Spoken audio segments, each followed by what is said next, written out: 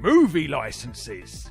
They've died down quite a bit nowadays, but back in the 80s and 90s, they were a staple of the gaming industry. But as always in a world of video games, and indeed Hollywood, sometimes things go too far, and you end up with a video game that is based on a movie when the movie was already based on a video game in the first place. Now, the obvious contender here is the Jean-Claude Van Damme Street Fighter II movie game. Of course!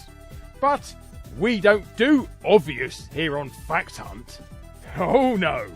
This episode, I take a look at the more obscure of these cinematic inceptions, these tracheotomy titles, and these pyramidal pictures. As I say, but hello you. I'm Guru Larry, and I welcome you to Fact Hunt. 5 video games based on movies based on video games.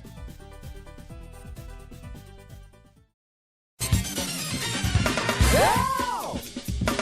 Street Fighter II, Larry?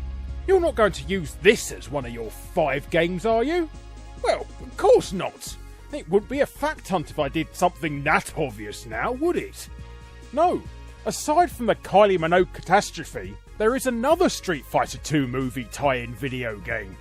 However, this game is based on the Street Fighter II anime movie instead. If you've not seen the animated movie, it's not bad.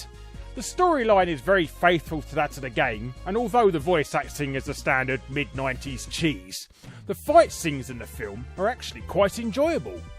Everyone who has seen the film always points to the Chun-Li and Vega fight as being one of the best, although this might be because it starts with a naked Chun-Li in the shower. Some of you people have very dirty minds. Now, you would have thought that the obvious thing to do would be to take Street Fighter 2, but to change the sprites so they look like their anime counterparts. Something along the lines of the style in the Street Fighter 2 Alpha series, for example. But no. Capcom went in a completely left field direction and instead made an awful FMV game instead. If you've seen the anime movie, you'll know that M. Bison has sent these androids all over the world to collect data on the different Street Fighters. Well, in this game, if you can call it that, you play as one of them androids, and you have the laborious task of controlling a crosshair to scan characters from scenes in the film. The scenes are all displayed in a little window and about as grainy as you expect from a 90s FM game to be. And depending on how many characters you manage to successfully scan, when you do get to the one and only actual fight at the very end of the game, your android will be weaker or stronger as you face off against Ryu, who seems to have an energy bar that just doesn't want to go down for some reason. As you can probably figure out by now, this game only ever came out in Japan. And really, we should be thankful to Capcom for not inflicting this turd upon the rest of the world.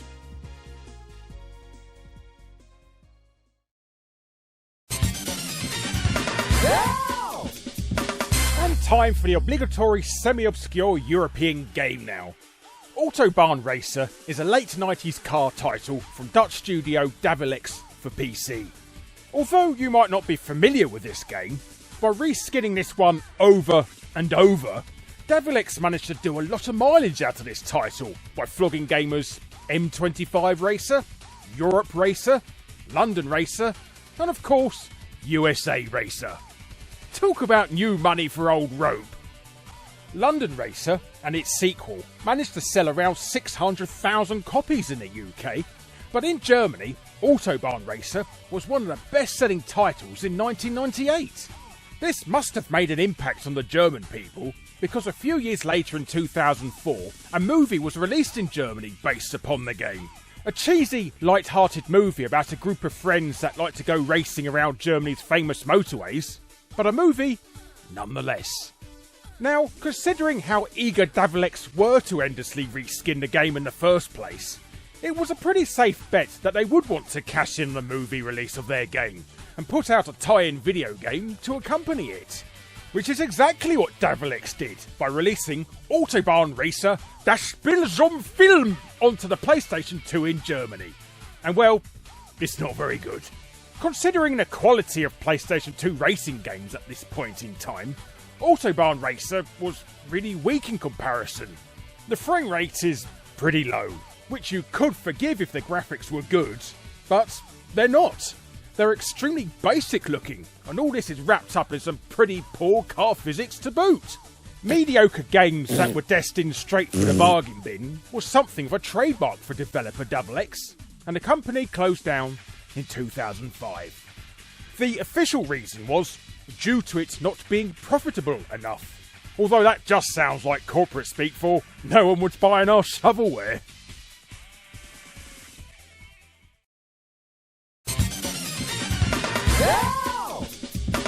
Insomniac's Lombax and Robot duo has been a Sony staple since the first game's inception on the PlayStation 2 back in 2002.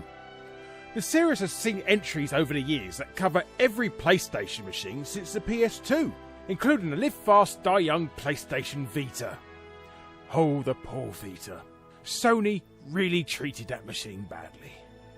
Anyway, being an established IP and having such a large fan base, Ratchet & Clank was a prime target for a film adaptation. So in April 2016, Ratchet & Clank hit the silver screen.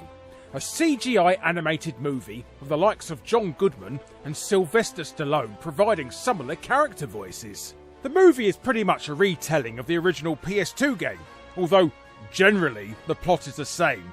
Some nips and tucks have been made to the story. Normally in a situation like this, the default position is to blame Hollywood for not being able to keep their greasy hands away from the source material. But here, Sony and Insomniac were not only directly involved with the film's creation, but at the same time they were making a PS4 game to accompany the movie. Like the film, the game, which is just titled Ratchet & Clank, is a telling of the first game. But now the changes made to the story shown in the movie are present here too in the game.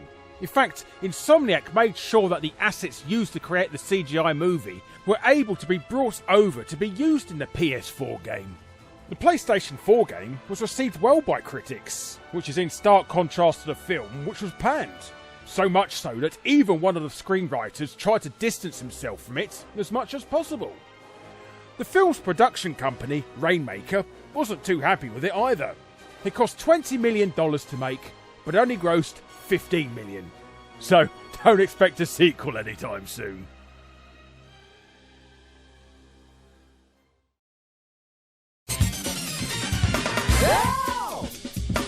Double Dragon was a huge hit for Technos back in 1987. Bimmy and Jimmy's Adventures spawned multiple ports to home systems as well as sequels. But it never seemed that any of the games that followed the original had anywhere near the same impact on gamers that the first title did. Probably because Double Dragon's style of scrolling beat-em-up had been outdone by superior games like Final Fight and later Streets of Rage.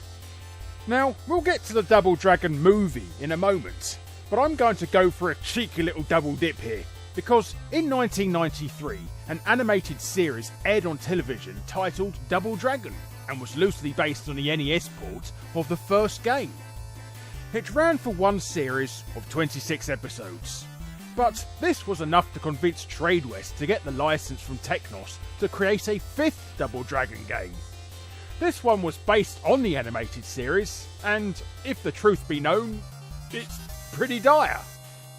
But instead of a scrolling beat-em-up, now it was a one-on-one fighter, because this was during the Street Fighter II worldwide phenomena, and when you run out of ideas, you jump on the bandwagon. Anyway, the following year, someone thought the world was crying out for a movie based on the antics of the Lee brothers. This belief was misplaced, however, because even though the budget for the film was only $7.8 million, the movie only grossed around $4.2 million. So that was a bit of a failure. Never mind though, because Technos decided to make another Double Dragon game. Although it too would be a one-on-one fighter again, this was based on the just released, but poorly received movie. Released exclusively on the Neo Geo in 1994, this title was a large improvement over the last game, although, let's be honest here, that bar was set pretty low.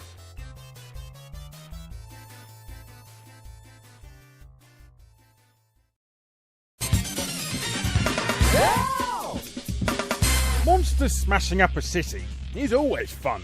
The act of destroying buildings is still enjoyable, even in a terrible game like Godzilla on the Dreamcast. So, when a studio combines mindless vandalism with decent gameplay, you have a recipe for success. And success is just what Ballet Midway found with their 1986 arcade smash hit, Rampage. Choose one of 3 monsters and then go on a destruction rampage, hence the name. This game proved to be insanely popular for Midway. In fact, here are how many home ports it got.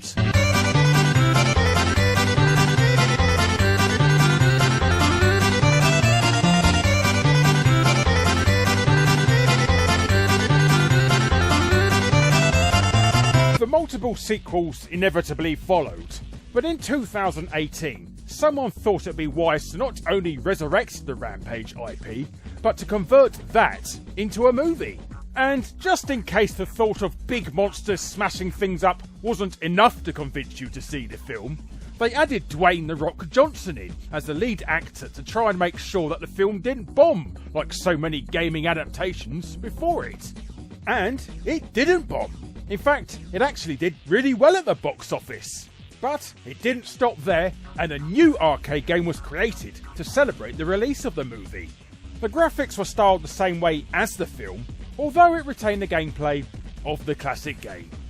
So, what we have ended up with is a classic game became a profitable movie, which then became a decent game. So it just goes to show that if other games want to make a success of this convoluted journey, then it just needs lots of destruction and The Rock. Simple. Well, unless you count that PS2 Spy Hunter game he was in. But that was based on a cancelled movie.